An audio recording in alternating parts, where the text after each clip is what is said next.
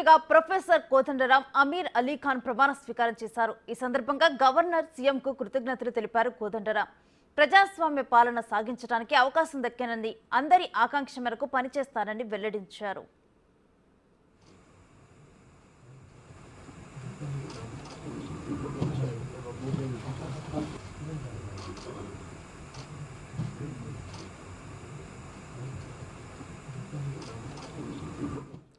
తెలంగాణ అమరుల ఫలితమైన పదవి అంటున్న ఎమ్మెల్సీ కోదండరాంతో మా ప్రతినిధి సైదులు ఫేస్ టు ఫేస్.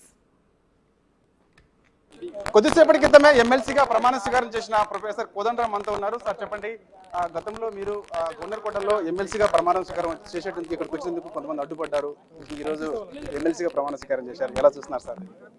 ఎలా చూస్తామేంది, ఇప్పుడు ఏదైనా ఒకటి న్యాయం చేయాలనే ఆలోచనతో మనం ప్రయాణం మొదలు పెడితే అది ఆగదు, అది ముందుకు సాగుతుంటుంది. వాస్తవానికి చాలామందికి మేము స్పష్టంగా ఒక విషయం చెప్పదలుచుకుంది ఏంటంటే, రాష్ట్రంలో నిరంకుశ పాలనకు ప్రజాస్వామ్యానికి మధ్య ఘర్షణలో మేమంతా కూడా ప్రజాస్వామ్యం వైపు నిలబడ్డాం. కాబట్టి ఘర్షణ అక్కడి నుంచి పుట్టింది. ఈ ఘర్షణకు మూలాలు అందులో ఉన్నాయి. ఇవాళ మేము నిరంకుశ పాలనను వ్యతిరేకించడానికి చేసే పని ఆ ఒక్క నిర్ణయం మీద ఆధారపడి లేదు. ఆ నిర్ణయం జరిగినా ఇంకొక రకంగా ఫలితం వచ్చిన కోర్టు నుంచి మా పని అయితే కొనసాగేది, తప్పకుండా కొనసాగేదే, అది ఆగేది కాదు. కాబట్టి ఆ కార్యాచరణలో మార్పు ఉండాలి, మా లక్ష్యంలో మార్పు లేదు, దాని విషయంలో మా చిత్తశుద్ధిలో మార్పు లేదు. మేము ఇంకా వెనక ముందు అయ్యేది లేదు. అది వాళ్ళు చేస్తున్న ఒక పొరపాటు ఏంటంటే, ఇది తీసేస్తే పని చేయమని అనుకున్నారు. అట్లా పని ఎట్లా అవుతుందండి, అది ఆగదు.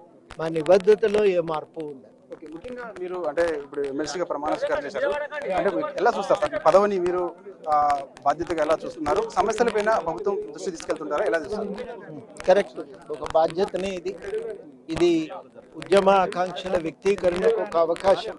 ఆ ఉద్యమ ఆకాంక్షల సాధన కోసం మా పనిని మరింత పెంచింది, అంతే తప్ప ఇంకా మార్పు ఏమీ లేదు. కొన్ని వార్తలు వస్తున్నాయి సార్, మీరు ఎమ్మెల్సీగా ప్రమాణ స్వీకారం చేశారు, విద్యాశాఖ కోదండరాంకి ఇవ్వబోతున్నారని చెప్పేసి కూడా పెద్ద ఎత్తున వార్తలు వస్తున్నాయి. మీకు ముందు తెలుస్తుంది కదా వార్త, నాకు తెలియదు. ఇంకా తెలిసినాక మాట్లాడదాం. అది ప్రభుత్వ నిర్ణయం, ప్రభుత్వము మీద ఆధారపడి ఉంటుంది. అంటే కోదండరాం లాంటి వ్యక్తి పదవులకు ఆశపడ్డారని చెప్పేసి కొంతమంది కామెంట్ చేస్తున్నారు, దీనికి మీరు ఇచ్చే సమాధానం? ఉండనిండి, ఇది ఒక బాధ్యతను మేము నిర్వర్తిస్తున్నాము, అంతే తప్ప ఈ సమాజము పట్ల ఒక బాధ్యతతో పనులు జరగాలి, పదవులు ఉపయోగపడాలని భావించే మాకు ఈ విషయంలో మా దృష్టికోణంలో మార్పు రాదు.